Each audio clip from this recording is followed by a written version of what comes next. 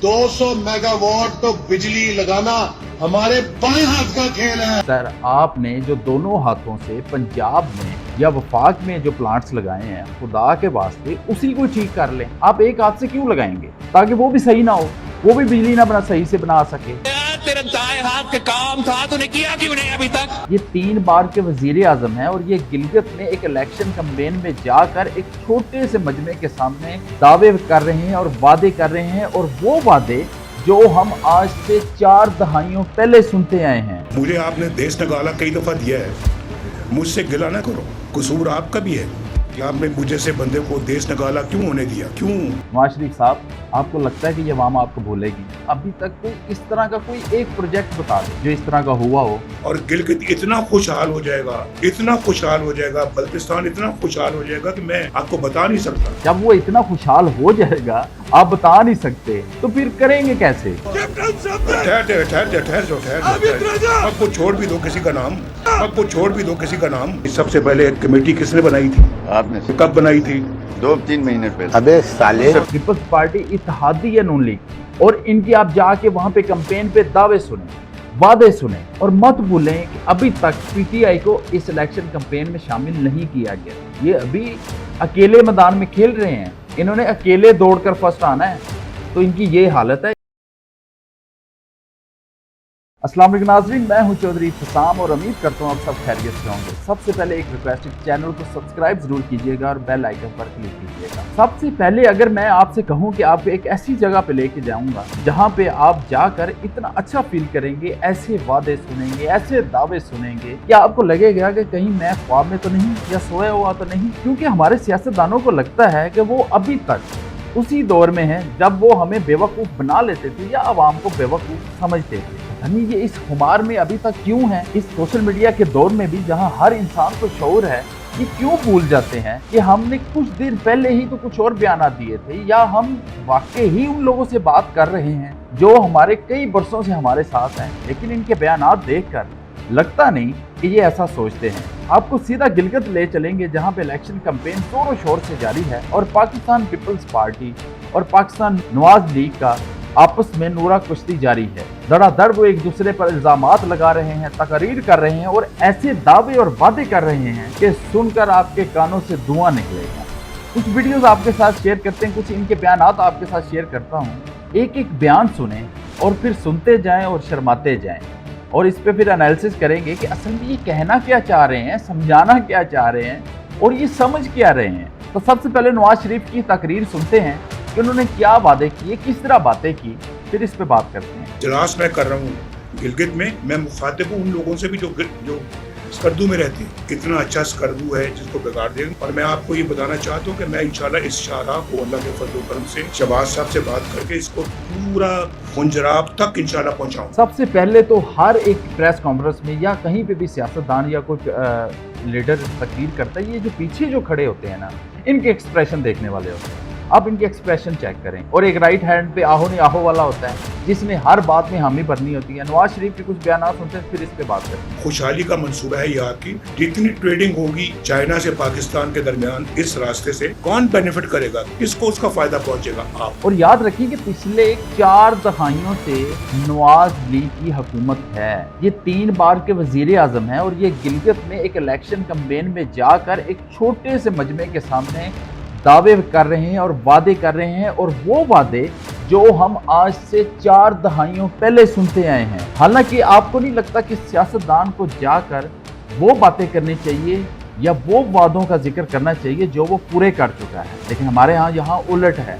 हमारे यहाँ हमेशा वादे रिपीट किए जाते हैं और उनका कोई लेटेस्ट वर्जन इजाद किया जाता है, और ऊपर से इस लम्हे को या इन वादों को तकरीर के दौरान बढ़ाते हैं ये नारे लगाने वाले। नवाज शरीफ ने अपनी तकरीर करते हुए एक जगह तो एक नारे लगाने वाले को टोका भी कि खुदारा चुप हो जाओ, हर किसी का नाम लेते जा रहे। वो फील्ड मार्शल साहब से शुरू हुए, लेकिन जहां पे इन्होंने डांटा और उसे टोका वो बड़ा इंटरेस्टिंग लम्हा था, जहां पे उन्होंने कैप्टन सफदर का नाम लिया तो उन्होंने कहा यार रुक जाओ, हर किसी का नाम लेना जरूरी है। ये सुनिए फिर इस पर बात करते हैं। मत को छोड़ भी दो किसी का नाम, मत को छोड़ भी दो किसी का नाम। और गिलगित इतना खुशहाल हो जाएगा, इतना खुशहाल हो जाएगा, बल्तिस्तान इतना खुशहाल हो जाएगा कि मैं आपको बता नहीं सकता। जब वो इतना खुशहाल हो जाएगा आप बता नहीं सकते तो फिर करेंगे कैसे? सोचने की बात है ना कि इतना खुशहाल हो जाएगा कि मैं आपको बता नहीं सकता, और जब आप बता नहीं सकते तो खुशहाल करेंगे कैसे? जिन्होंने करना होता है उनके पास बताने के लिए बहुत कुछ होता है। और मैं आपसे ये भी कहना चाहता हूँ कि अगर पंजाब में या इस्लामाबाद में या किसी और जगह पे अगर इलेक्ट्रिक बसें चलती हैं तो यहाँ इलेक्ट्रिक बसें क्यों नहीं चलती? यहाँ भी चलनी चाहिए। एक और इस तरह का मंसूबा या इलेक्ट्रिक बसेस है जहाँ पे कमीशन बन सके, you know what I mean. मेरा ख्याल आपने शायद मुझे भुला दिया है। नवाज शरीफ साहब ने यह गिला किया कि आप मुझे भूल गए हैं, लेकिन मैं आपको नहीं भूला। नवाज शरीफ साहब, आपको लगता है कि ये अवाम आपको भूलेगी? जिस तरह के इक़दाम आपकी हुकूमत ने किए हैं, या अभी तक कोई इस तरह का कोई एक प्रोजेक्ट बता दे जो इस तरह का हुआ हो? मुझे आपने देश निकाला कई दफ़ा दिया है, मुझसे गिला ना करो। कसूर आपका भी है कि आपने मुझे से बंदे को देश निकाला क्यों होने दिया, क्यों मुझे मुल्क छोड़ के बाहर जाना पड़ा, क्यों जेलों में डाला गया। नवाज शरीफ ने इल्ज़ामात की बुछाड़ की और फिर वो एक चीज़ नहीं भूले, वो सब कुछ भूल गए। वो ये भी भूल गए कि उन्होंने गिलगित में बहुत ज़्यादा तरक्याती काम करवाने थे, बहुत ज़्यादा इसको पेरिस बनाना था, इस पे बहुत ज़्यादा उन्होंने काम करना था, लेकिन वो ये नहीं अभी तक भूले कि उनको क्यों निकाला। उन्होंने बार बार अपनी स्पीच में ये कहा कि मुझे क्यों निकाला, आपने मेरा साथ नहीं दिया, आप मेरे साथ खड़े नहीं हुए। वो यही गिला करते नजर आए। बिलावल के कुछ बयान आपके सामने रखते हैं कि उन्होंने अपनी इलेक्शन कैंपेन में क्या बयान दिए, ये भी सुने। मजदूरों को मालिक बताया, मिलों का मालिक बनाया। और तो और एहसन इकबाल ने कहा कि यहाँ पे बिजली के प्लांट्स लगाना तो हमारे बाएं हाथ का खेल है। ये 200 मेगावाट तो बिजली लगाना हमारे बाएं हाथ का खेल है। सर, आपने जो दोनों हाथों से पंजाब में या वफाक में जो प्लांट्स लगाए हैं, खुदा के वास्ते उसी को ठीक कर लें। आप एक हाथ से क्यों लगाएंगे? ताकि वो भी सही ना हो, वो भी बिजली ना बना सही से बना सके। आप दोनों हाथों से लगाएं, बल्कि दोनों आंखों से लगाएं, पूरी तवज्जो से लगाएं। आपको किसने कहा एक हाथ से आप प्लांट लगाएं ताकि वो अगले दिन पे वो भी बैठ जाए? आपने जहां पे लगाए पहले उसको तो सही कर लें। सोचने की बात यह है कि इतनी दहाइयों बाद जाकर इस तरह के वादे करना और फिर उसको ये आप समझते हैं कि ये पूरे होंगे। ऊपर से बिलावल ने जो इन पे तंज किया वो भी सुन लिया। ये 200 मेगावाट तो बिजली लगाना हमारे बाएं हाथ का खेल है। यार तेरा दाएं हाथ का काम था, तूने किया क्यों नहीं अभी तक? कि अगर आपने अपने दाएं हाथ से आप लगा सकते तो अभी तक लगाया क्यों नहीं? और यहाँ पे ये मत भूलिए कि वफाक में इनकी हुकूमत है, वफाक में पीपल्स पार्टी नून लीग की मुश्तरका हुकूमत है, पीपल्स पार्टी इत्तेहादी है नून लीग, और इनकी आप जाके वहाँ पे कैंपेन पे दावे सुने, वादे सुने, और मत भूलें कि अभी तक पीटीआई को इस इलेक्शन कैंपेन में शामिल नहीं किया गया। ये अभी अकेले मैदान में खेल रहे हैं, इन्होंने अकेले दौड़कर फर्स्ट आना है, तो इनकी ये हालत है, इस तरह के वादे हैं। मेरा ख्याल है कि सियासतदानों को इलेक्शन कैंपेन में जाकर अगले वादे करने की बजाय, आपको भीख के लालच देने की बजाय, आपको खरीदने की लालच देने की बजाय ये वादे और दावे करने चाहिए कि ये वादे हम पूरे कर चुके हैं, ये वादे जो आपसे तब किए थे ये पूरे कर चुके हैं, और ये हमारी नेक्स्ट प्लानिंग है। उसमें किसी एक भी इमदाद या कोई इस तरह का मंशूर नहीं होना चाहिए जिसमें ये एहसास आए कि आपकी खुददारी या खुद मुख्तारी को खरीदने की कोशिश की जा रही है। आप इस बारे में क्या कहते हैं मुझे जरूर बताइएगा। अब आते हैं दूसरे टॉपिक पे। पाकिस्तान क्रिकेट टीम ऑस्ट्रेलिया से दूसरा वनडे इंटरनेशनल मैच हार गई। सबसे पहले इनका स्कोर कार्ड आपके साथ शेयर करते हैं और फिर इस पे बात करते हैं। और पाकिस्तान दुनिया की बाहर वो क्रिकेट टीम है जो अपने ही होम ग्राउंड में अपनी ही मर्जी की पिचेस बनाकर मैच हार जाती है। आप तसव्वुर करें कि कैसी टैलेंटेड टीम है। सबसे पहले स्कोर कार्ड आपके साथ शेयर करते हैं, फिर इस पर बात करते हैं। ऑस्ट्रेलिया ने पहले बैटिंग करते हुए 231 रन किए, 9 विकेट्स के नुकसान में 50 ओवर की, जिसमें शाहीन अफरीदी जो हमारे प्रीमियर फास्ट बॉलर हैं उन्होंने 8 ओवर्स किए, 1 मेडन और 36 रन देकर 3 विकेट्स ली। हारिस रऊफ ने 49 रन देकर 2 विकेट्स ली। अरफात मिनहास ने दोबारा अच्छी कारकर्दगी का मुजाहरा किया, उन्होंने 2 विकेट्स ली। इब्रार अहमद ने 2 विकेट्स ली।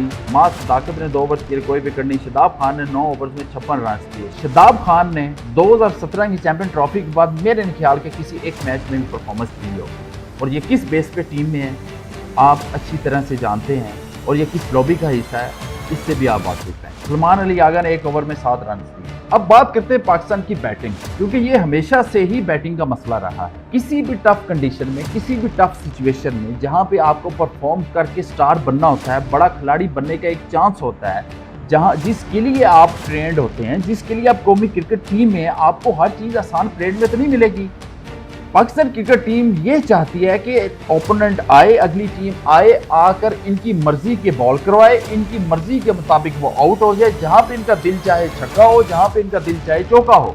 और जिस गेंद पे आउट हो, या तो वो अल्लाह करे कि 9 बॉल हो जाए, या वो रिव्यू में ही गेंद किसी और तरफ चली जाए। किसी एक खिलाड़ी में भी आपको ऐसा टैलेंट नजर आता है कि जो नीचे से मैच उठाकर ऊपर ले जाएगा, जो हारा हुआ मैच जितवा देगा। जो हमें माजी में सुपरस्टार्स नजर आते थे कि जहां पे आके इंसानी अकल दंग रह जाती थी कि जहां से आप मैच नहीं जीत सकते, वो वहां से मैच जितवाते थे। और स्टार बनता भी वही है, सुपरस्टार कहते भी उसी के जो नामुमकिन को मुमकिन कर दिखाए। ये सिर्फ और सिर्फ सोशल मीडिया के किंग रह गए। साहिबजादा फरहान ने 3 रन किए, मां सदाकत 0 पर आउट हुए। मां सदाकत को बड़ी मुश्किल से चांस मिला है और इनको चाहिए कि अवेल कर लें, लेकिन लगता नहीं कि ये अवेल कर सकेंगे जिस तरह की बैटिंग कर रहे हैं। बाबर आजम ने 16 रन किए।